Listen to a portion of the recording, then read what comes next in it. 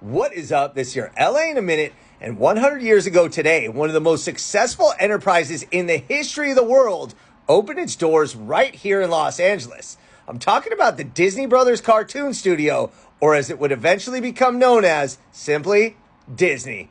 Let's get into it. On October 16th, 1923, Walt and Roy Disney opened the Disney Brothers Cartoon Studio in the back half of a real estate office in Los Feliz. Around 1920, Roy Disney made the move from Kansas City to Los Angeles to enjoy the temperate climate while he was recovering from tuberculosis. Around the same time, Walt Disney, back in Kansas City, formed a company with his old mentor, Ub Iwerks, and they produced animated cartoons called Laugh-O-Grams for local movie theaters.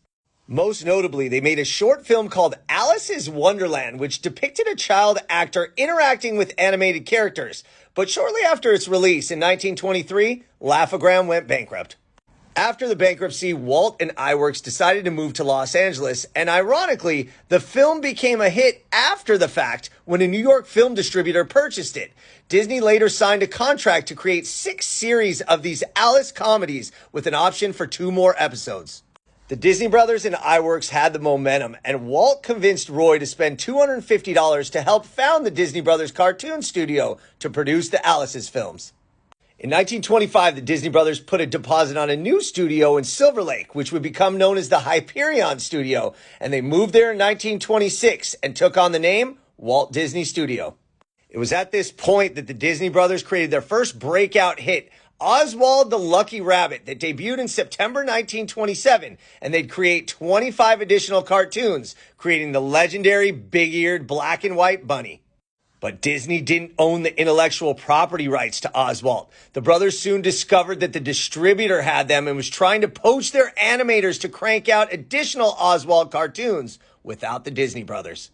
Forced to pivot, Walt invented a mischievous mouse that was inspired by an actual mouse who ran around the team's old Laugh-O-Gram studios in Kansas City. They shortly rolled out Steamboat Willie featuring Mickey Mouse in his debut in 1928, which also introduced synchronized sound to what had been a silent medium.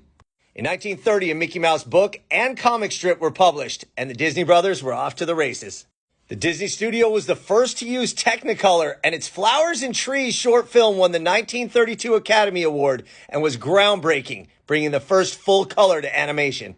By 1937, Walt mortgaged his house and created a $1.4 million picture, Snow White and the Seven Dwarfs, which was initially called Disney's Folly, but ended up being the highest grossing film of all time and won another Academy Award. The success of Snow White and the Disney Brothers in general allowed them to build a huge studio on Buena Vista Street in Burbank, where the Walt Disney Company remains headquartered to this day.